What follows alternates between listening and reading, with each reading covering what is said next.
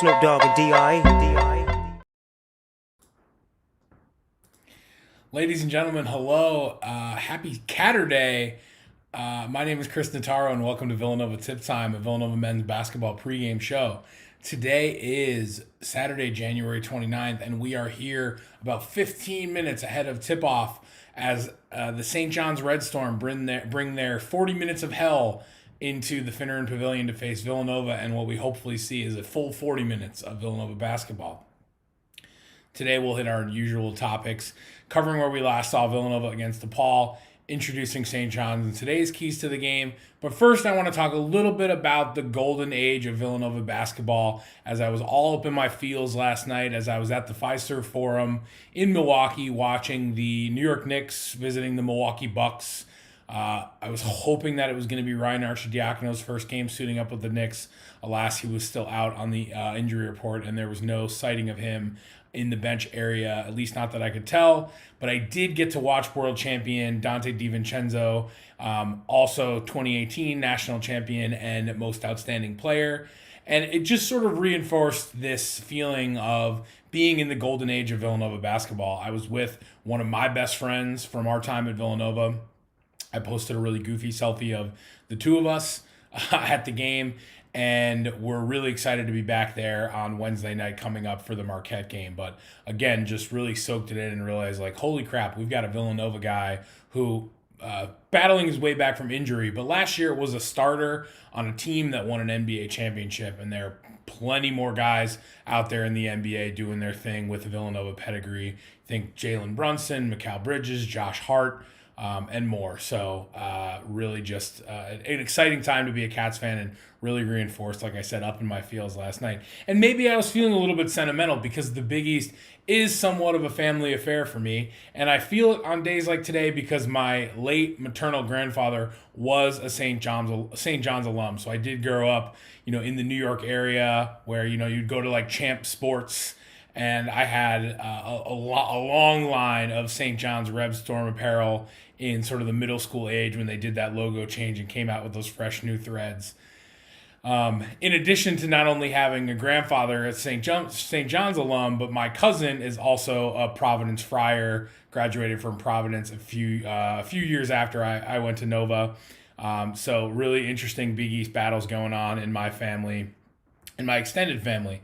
And speaking of Providence, I hope you are all caught up on yesterday's Twitter storm with Providence as the butt of the joke and the rest of the Big East jumping on them, and the consensus being that they're one of the luckiest teams in college basketball, given some scheduling issues that fully beyond their control, right? Nothing that Providence is doing of any sort of a shady nature in any way that they can control, but statistically showing that Providence having this amazing, like, program-defining season, it seems, but also the data saying that maybe they're one of the luckiest teams in college basketball as far as the matchups they won't have to play given COVID postponements that look like they won't be able to reschedule, some tough road matchups, some tough trap games that they won't have to play. They won't have to play UConn at home either. So it was really just kind of funny to see the whole Big East pile on to little brother up there in Rhode Island. And we're excited to see them 2 times still to come. We haven't seen them yet. So we have 2 matchups against Providence late in the season this year, and those will have all Big East eyes upon them. And I know you're all just as excited for those games as I am.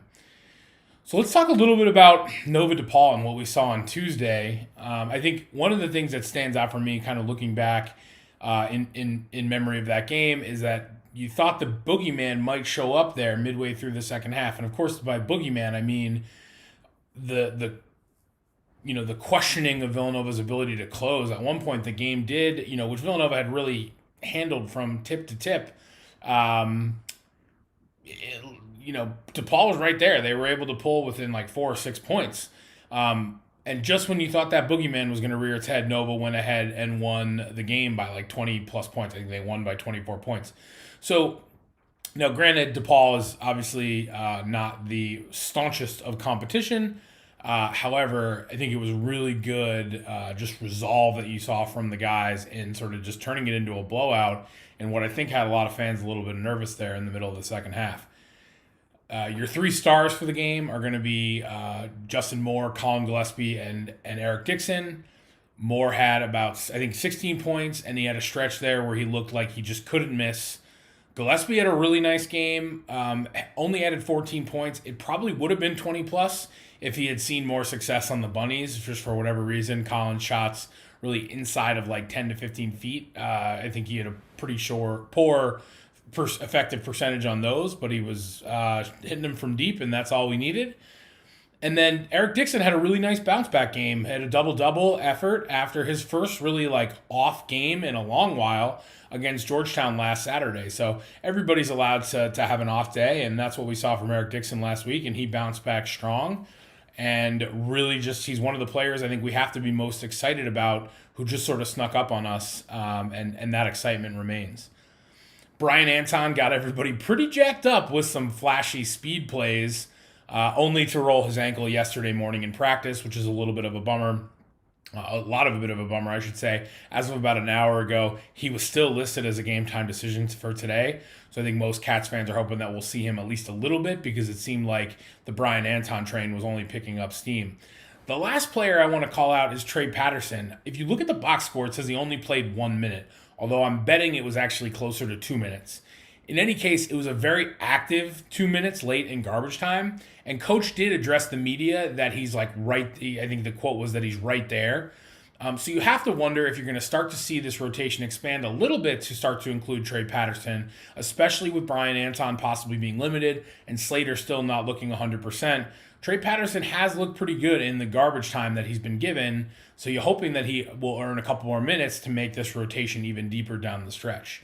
It seems like Coach has obviously had some hesitance with working freshmen into the rotation about their readiness or whatever it is, but you're hoping, as we've seen before from Coach Wright, that he's able to start to switch that up later in the season and have these guys see a little bit more time and make the most of that time that they're given. So before we introduce St. John's, I want to talk a little bit about Milestone Watch. This is courtesy of Josh Nasso over at VU Rivals, who does a tremendous job covering the Cats. You should all make sure you give him a follow and you read the stuff that he puts out, including the game previews. I think between the VU Rivals game preview and the VU Hoops game preview, those are like the most excellent sort of written game previews that for the big Cats fans that are watching every game, highly recommend you just sort of scroll through those if you're ever kind of bored, you have a minute at work or whatever. In any case, Josh pointed out that Colin Gillespie needs just 6 points today to move into 20th on Villanova's all-time scoring list, and that Justin Moore needs just 10 points to hit 1,000 for his Villanova career. So those are both milestones that we will hopefully see today against St. John's. So next, I want to introduce this St. John's team and really start to get into the game as we wind down the show here. Sorry, I'm looking at the comment section and I'm seeing some quarreling going on. So I'm gonna get back to talking about St. John's. The clear front runners, as far as you guys know, as far as the guys to know, I should say, are going to be Julian Champagny and Posh Alexander. Champagny has been a perennial Big East Player of the Year candidate in the last few years. This year, he's contributing just shy of 20 points a game. He's also leading the team at just shy of 7 rebounds per game. Posh Alexander is adding 15 points a game himself, and he's also adding a team-high 5 assists per game. These two guys are probably going to end up on your all Big East teams. Champagny definitely has a shot at that first team. Posh Alexander more in that sort of all Big East second team range, most likely.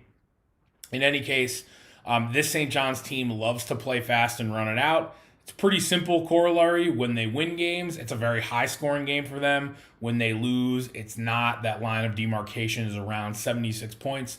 More than that, if St. John scores more than that, it's likely they're going to win the game. If they score less than that, it's likely that they are not going to win the game. And ultimately, they bring this 40 minutes of hell style defense in and are very aggressive at forcing turnovers. But oddly enough, if Villanova is able to get them into the half court, or any opponent is able to, this year St. John's team has not been very great at defending in the half court. So that full court trap defense will definitely add to the pace of the game that they want to play. But if Villanova is able to successfully and continuously break it, it's going to lend itself nicely to the pace of the game, switching back over to Villanova's pace. And also Villanova having more good scoring opportunities, again, with St. John's not playing great half-court defense.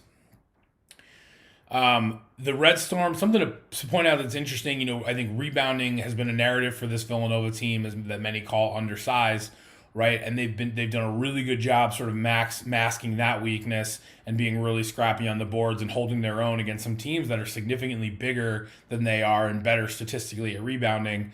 This Red Storm team is something of a rebounding enigma. They do a great job on the offensive glass. They get a lot of second chance opportunities, but they actually don't do as good of a job on the defensive glass. This is being St. John's, which means Nova's going to have plenty of opportunities to grab offensive boards. But again, going back to that VU Rivals game preview, one of the interesting things that Josh Nasso pointed out was that this is going to present an interesting game planning choice for Coach Wright and the Cats, in that how aggressive they want to be in trying to grab offensive boards, because St. John's might be giving that to you unintentionally, puts you at risk for not getting back on defense and allowing St. John's to get off to the races with fewer Villanovans back. So really, really interesting clash of two different styles of play here. And when you get into keys to the game, really just summarizing everything I've been talking about, number one is obviously pace. As I just said, the two teams couldn't play more opposite styles of pace, and which team gets to play their game is really just could be the difference in this one, in both matchups between these two teams this season. Sort of going hand in hand with pace is going to be ball control. If you look at last year's two games between these teams, they stymied Villanova and Colin Gillespie in particular to a really poor night in the first matchup, which was in Queens, and won, and then Nova got it under control and blew out the Johnnies in round two. Again, that's last year. A lot of turnover on this St. John's team with the transfer portal and whatnot.